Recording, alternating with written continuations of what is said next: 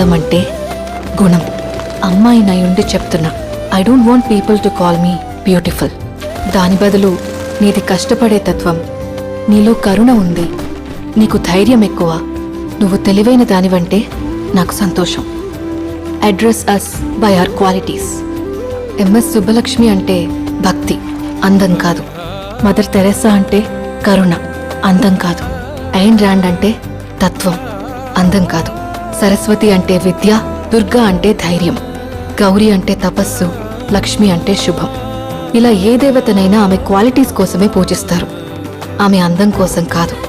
నీ గుణాలే నీ సంతకమవుతాయి, నీ అందం కాదు.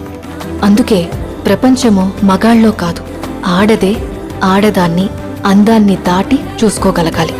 అలా అందాన్ని దాటి చూస్తే ఆడదానిలో ఒక సముద్రమే కనపడుతుంది.